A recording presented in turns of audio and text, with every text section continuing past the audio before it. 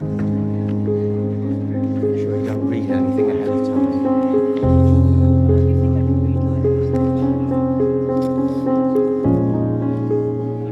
I'm ready. Okay, ladies and gentlemen, it's now time for the speeches, so I'm going to hand you over to the father of the bride, Chris. Thank you very much.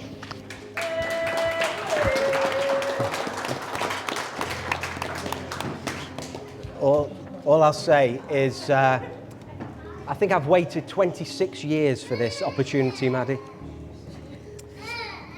Oh, Murphy. So, ladies and gentlemen, family, friends, on behalf of Joe and I'd like to welcome you to this celebration of the wedding and in particular of the love that Maddy and Jamie share. Welcome.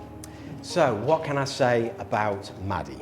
Madeline Sarah Harrop, Maddy Harrop, Maddy Mad Mads, Mad Harrop, as one of your dancing teachers used to call you.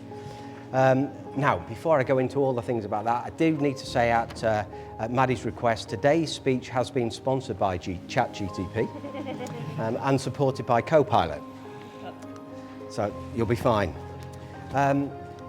It is incumbent upon me to say a few thank yous and some huge thank yous. So first of all, thank you very much to Dino and to our videographer and to all the catering staff here and James looking after us so wonderfully all day. I think the other thing to say in thank you is a massive thank you to Jo. She has arranged this wedding at breakneck speed.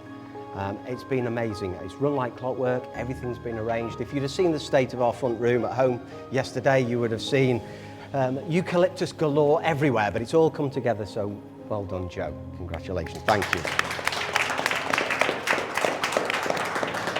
And I also want to say thank you to Jane and Dean. Most importantly for welcoming Maddy into their family so warmly and with such love and care. So thank you very much for that. And thank you very much for the bar, which some of us are really enjoying. So thank you very much. Thank you very much for that. Cheers. So this wedding, as you know, has been arranged at breakneck speed.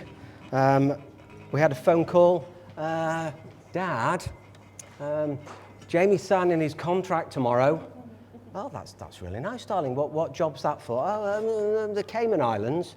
Oh, that's interesting. So what about visas? Oh, we might need to have a spouse visa. We might need to do that by the 15th of January. So breakneck speed. Now, we all know that they're off for a big adventure to the Cayman Islands, you know, that well-known tax haven and IT hotspot. I think I have to keep that one quiet to my fellow directors at the Fair Tax Mark in terms of some of the tax dealings there, but it's going to be an amazing adventure for you. Now, in joining us today, I'm delighted that we've got so many people that could join on short notice. It's been brilliant. We've got people from all over the country, internationally. So Derek and Breed from Ireland, thank you very much for coming. Although Patrick probably wins the prize for the furthest distance, he got on a ferry at 2 o'clock yesterday morning to go from Gozo to Malta to take a taxi, to get a plane, to get collected from the airport, to then get here. So welcome, Patrick. And on the iPad over here, we've got Judith and Neil watching. The screen's gone blank because apparently it's midnight, they're in bed. So that they're watching, so welcome to them from Thailand. So I am conscious that some people might not have been to Knutsford before, so as usual for me, I did a bit of research on Knutsford and a few fun facts for you. It was first recorded in the Domesday Book in 1086 as Knutsford. Now there were lots of other spellings and ways of pronouncing this that probably weren't suitable for a family audience, so I'm going to skim over some of that. But 1,000 years this town has been around. Some of the historical things around it, there was a Knutsford jail, was established in 1870. Probably useful for one of Maddy's ex-boyfriends, but we're not going to say anything about that.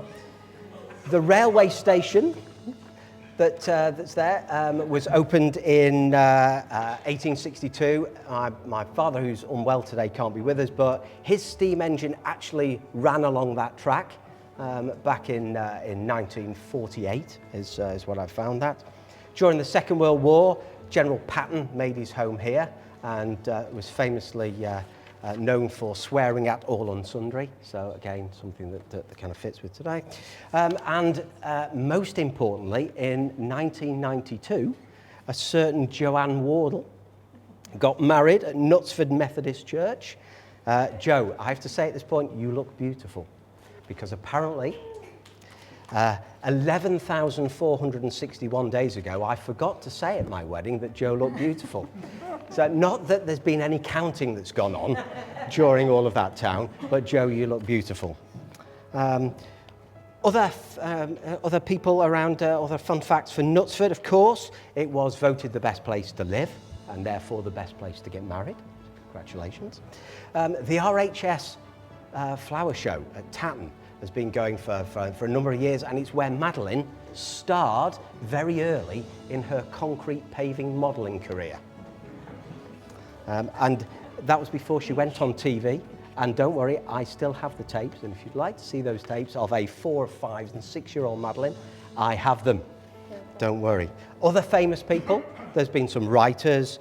Barbara Knox, Rita from Coronation Street, lived here, and Gary Barlow. Now, Maddy has banned Gary Barlow from the playlist this evening, so you don't need to worry about that at all.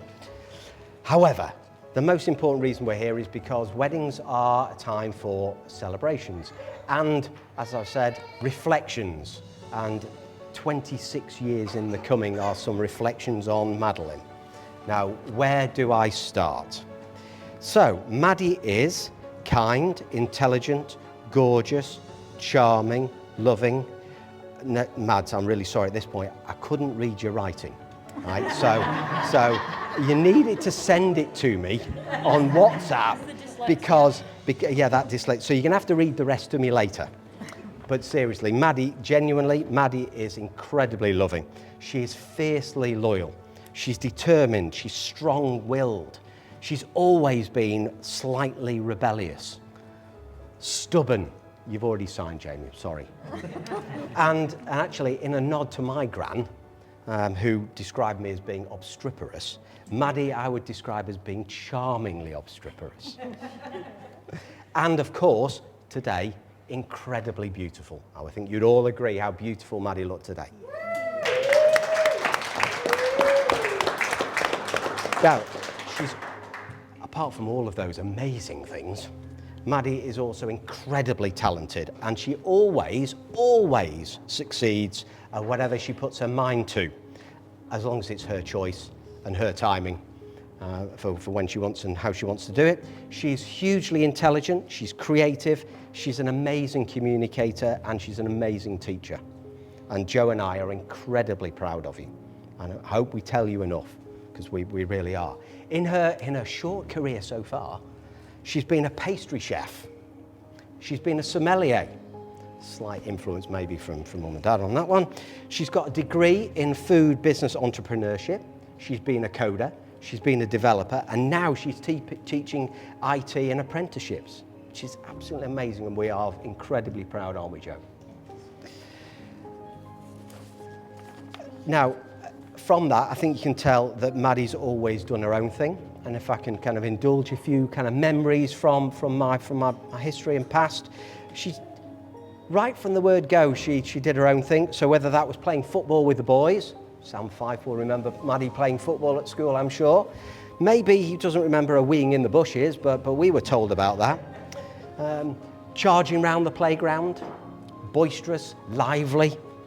Now, I spoke to her former head teacher at Moorlands, Miss Hiller, who was absolutely delighted about to your marriage and sent you her very best wishes. She describes Maddy as charismatically boisterous with a penchant for accidents and injuries. which I think is about right. So your old head teacher, Dad, you penned there. Now, outside school, Maddy danced, and we'll see a bit of her dancing later. But Maddy danced for fun, as Bethan took it very seriously and followed her performing and her competing career. And whilst Bethan was on stage, Maddy and I would generally be either in the car or travelling there or waiting. And at the time, you started listening to lots of old comedies. And that's when she and I learned our love of old British comedies. So Porridge, which I still think is one of your favourite today. Listen to it most nights. Round the Horn, which is a very strange British 1950s humour, not quite PC today, and her favourite character. Maddy, do you remember this? J. Peasmold Gruntfuttock, the king and subsequently dictator of Peasmoldia. And at the time, whenever that came on, Maddy was in fits of laughter in the car, second only in terms of laughter to the Muppets' Mana Mana song, which actually her grandpa did have recorded and sent for her on a cassette tape that we had to play over and over on the journey. But actually it was on some of our family holidays that some of my favourite Maddy memories are made. Our first one was Corfu. So we went to Corfu as a family on a family adventure, and we went to one of these evening entertainment events, and for some strange reason or chance, we were sat on a table with the cast of Goodness Gracious Me, which was incredible in itself, and it was, you know, kind of slightly raucous. All Madeline said to me all night was, "Get me out of this place, get me, it's too noisy, get me out of this place." But you did enjoy the rest of the holiday. We could never get you out of the swimming pool, that's for sure. We took the girls on holidays to Lapland a few times to see the snow and Father Christmas and see Santa and do all those things. And we always did all of the outdoor adventures, so ice fishing and trekking and reindeers.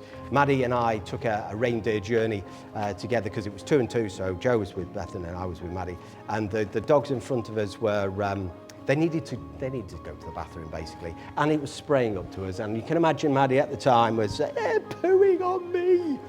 That was a particular way. But the next day, they took us out and there was a kids area for snowmobiling. And probably not, you couldn't do it today, but they had these mini snowmobiles for kids. So Madeline barged herself to the front in Madeline form, got on the snowmobile, started it on her own, didn't need the guide to start. She was probably about 6, maybe 7, started and zoomed off round this lake on this course and round. And the guide's there saying, "No, come in. No, Madeline was off round and round and round and round until it went dark. Or I think actually it was just about to run out of petrol. So yes, so much to the guide's dismay. Another Lapland, you're going to be very embarrassed, don't you worry. Just get ready for it. So another Lapland Christmas. Santa Claus in Finland and Sweden comes in on Christmas Eve. So they all sent through what they want for Christmas and sent it all through to Santa. Madeline, all on Sunday, announced that she wanted Barbie Rapunzel. Now, at the time, Barbie Rapunzel, it was like nowhere. You could not buy it for love nor money.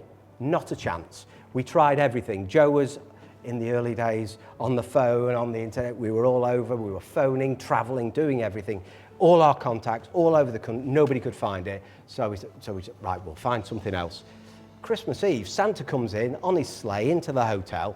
All the kids are wandering around with these colouring books and pencils and trying to look happy that Father Christmas had given them a nice colouring book. Madeline comes back to the table carrying Barbie Rapunzel. And to this day, Maddy, we don't know how. Father Christmas moves in mysterious ways. Other holidays, Orlando, and of course, Purple Bunny famously came back to you last year, that we left in a hotel somewhere in America, I think, somewhere. I'm reminded of the time when apparently I nearly backed you into a volcano in Iceland as we were dodging volcanoes and geysers, yes. See, you can see, yeah. That was, how many days ago was that? That was 3,419.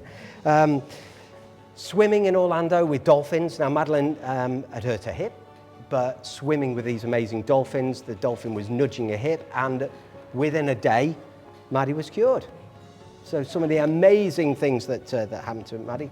I'm afraid, Jamie, I can track back the time at which Maddy discovered her love of lobster and crab. It was a crab restaurant in St. Beats Beach, so I'm really sorry that is definitely our fault.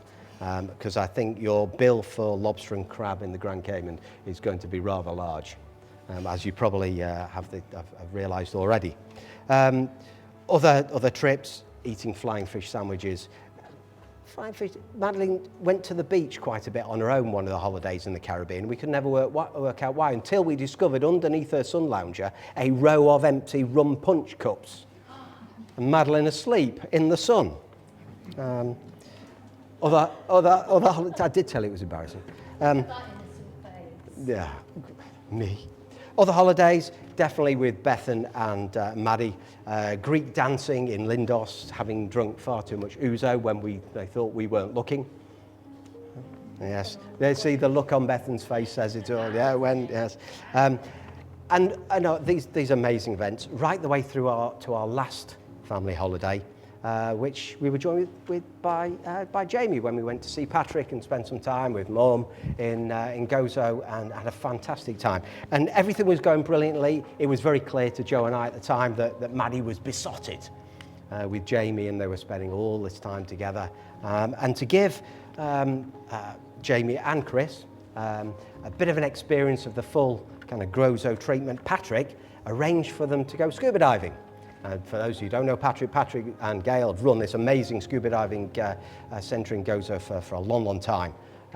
So Patrick arranged for an instructor to come along and take Jamie and Chris diving, and to celebrate and to record the moment, I lent Jamie my underwater camera, which is actually not quite true. I lent Jamie Joe's underwater camera. I think you can probably see where this tale is going. So the good news is, as you can probably tell today, Patrick and the instructor made sure that both Chris and Jamie came back in one piece. But something didn't come back, which Patrick said if he can survive that, having lost his potential mother-in-law's camera, he'll be able to survive everything. And here we are today, Jamie. So well done. In kind of closing, you know, it is very, very clear to me and to Joe that the love that these two share is absolutely amazing, and they complement each other amazingly and wonderfully. And Joe and I are so happy and so proud that you have found each other. For most people, you know, when they get married, it's a big adventure all of its own. You're having a double adventure, moving to the Cayman Islands. One fact I did find about the Cayman Islands, Maddy, just for you.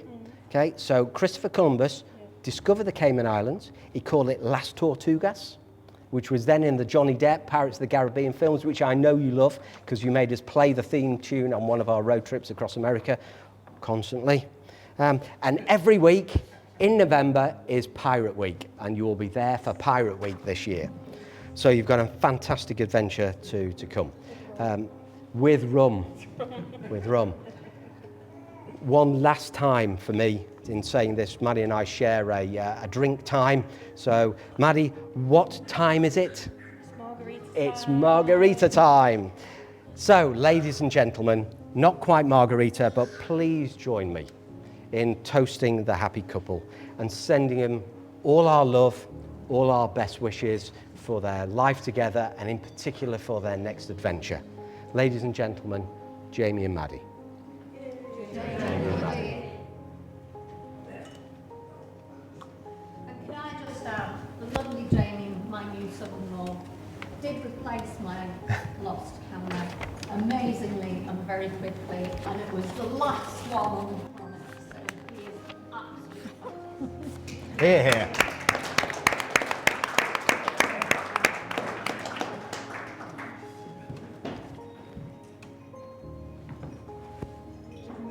Yeah. The groom. The groom. Yeah. Hey. So I suppose that brings it on to me. I'm going to really struggle to follow that, Chris. Thank you. That was very nice to hear and to listen to. I'll do my best. First, I'd just like to reiterate a massive thank you to everyone for being here today, both from myself and Maddy. It means a lot to us for you to be here and share our special day with us. So thank you very much for coming.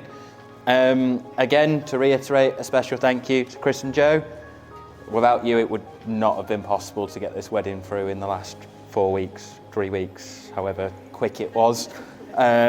Still trying to work out what day we're on, but we're getting there. So thanks very much, and thank you as well for paying for all of this as well. So not only would this not have happened from the planning perspective, but as well, you know, most of this was funded by both of yourselves as well. So thank you very much for that. Again, to my parents as well, I'd like to add a thank you as well for the bar and that. And also, I'd just like to say thank you for providing such a good role model from a love perspective. The love you share is very visual to me, shall we say. You've never hidden it. Yeah, now I'm embarrassing you. That's the bonus of this. You've always shared a very visual bond that's always been a very big presence in my life as well. So thank you for being that role model and allowing some of that to influence the relationship I have with Maddy. And thank you very much for that. Again, I'd just like to add a thank you for the staff and the photographer and everybody else that's helped to kind of make this day special for me and Maddy. And just so I don't make the same mistake as you, Chris, Maddy, you are very beautiful today. You look amazing. You look gorgeous.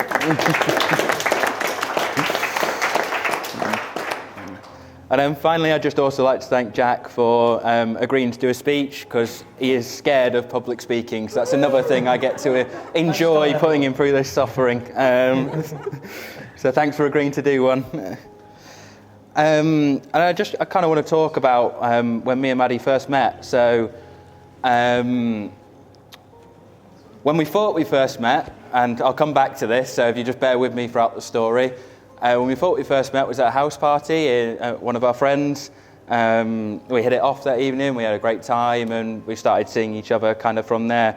Later, sort of a couple of weeks on, a couple of our friends reminded us that we'd actually met before, and we both had no idea. So we just looked, no we haven't, don't believe it.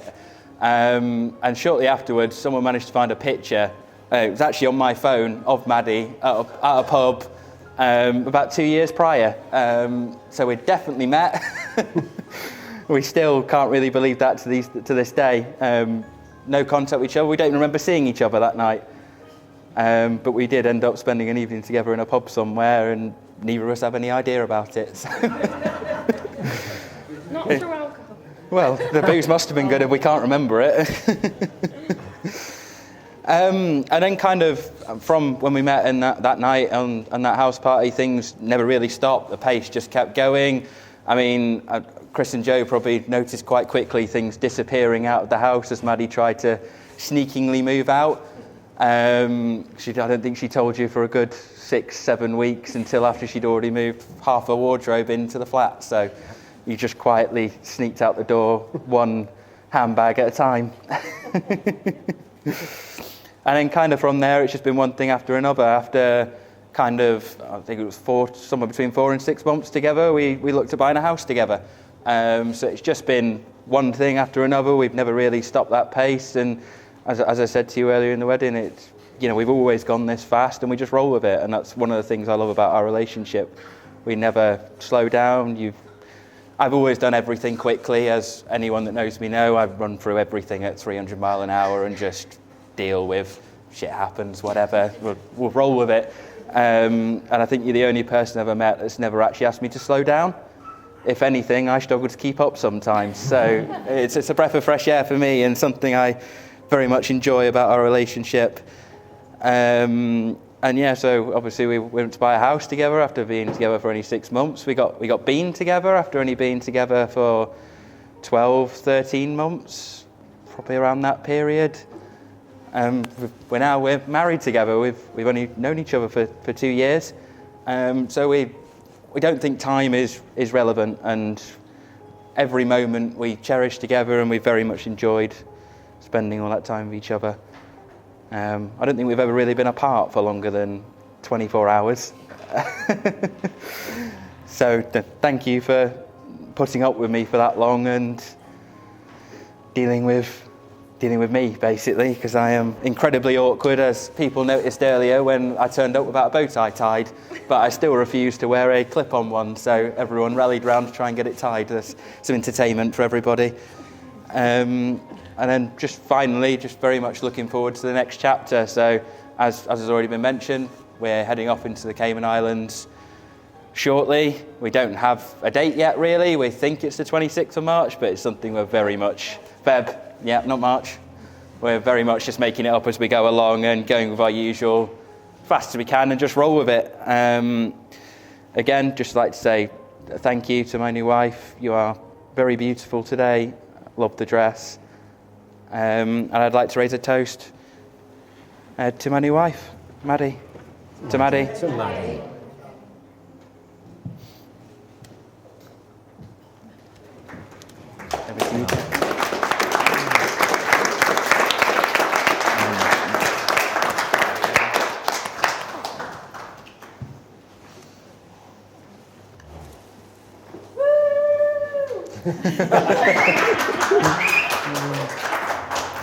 So apologies in advance, nothing compared to the last two speeches you've seen, so yeah, amazing speeches. First of all, I just want to say, I think we should all raise our glass first, just and offer a toast to the people who made today possible, because we all know how stressful, how difficult weddings are to organise, and how short notice this one was on. It's amazing how today has ended up how it is, so just raise our glasses to Chris and Joe. Chris and Joe. So I'm absolutely honoured to have been asked by Jamie to be his best man and to celebrate such a wonderful couple. You may be all hoping for some crazy stories about Jamie, but unfortunately I'm not sure how exciting it would be to hear a story about him drinking a litre of water and being in bed by 9 p.m. I mean, you've not even had a sip of your Prosecco, have you? Come on. 2. So I've known Jamie for nearly 20 years now. We met when we were around, I want to say 7 or 8, but you said we might have been 5 or 6. Yeah. I don't remember how old we were, but Jamie and his parents lived behind my house. They weren't neighbours, but our gardens were joined, so we were pretty much neighbours. The only thing separated us really was a fence.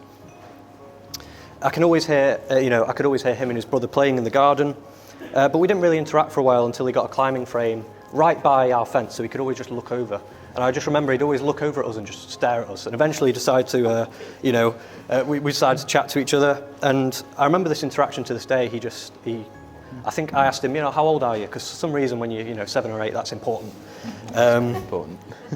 And he said, I'm 7, how old are you? And I said, I'm 8. And he went, I'm 9. And I was like, well, I'm 10. And he said, I'm 11. And this pretty much sums up the childhood we had together. We were, always competing, whether it be, who could do the coolest sword tricks with a stick we found in the garden, which, to be fair, Jamie had me on that one. I did cheat. I did have a black belt. Yeah, no, you were pretty good. Yeah. It might have been that, or whether who would win in a Pokemon battle or a World of Warcraft duel, which me. Yeah, it's pretty sad that really, isn't it? Yeah. We'd essentially spend our entire childhoods together. We'd go on the street and play on our bikes. We'd go into abandoned buildings. We'd get into trouble with the local chavs. I'm sure you remember Dean and Jane. And we'd have regular sleepovers as well, and just stay up all night playing video games. It was a great laugh really. And we went to the same school for a number of years as well. We were in different classes, and so we used to pretend that we were cousins just so people wouldn't ask us why we were friends in different classes. Which, no idea why. But Jamie was a very mischievous kid, and it's probably why he ended up being kicked. Why he ended up being offered to move schools.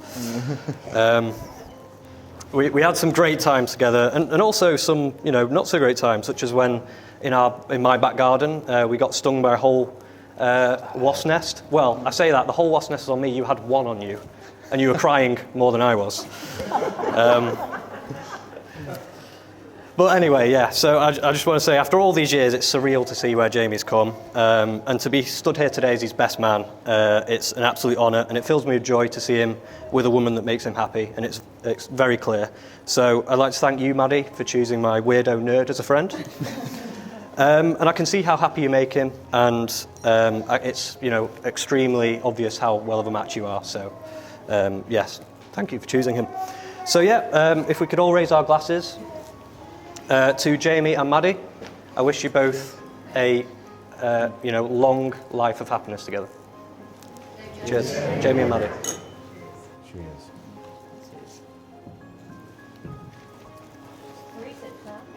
Yeah.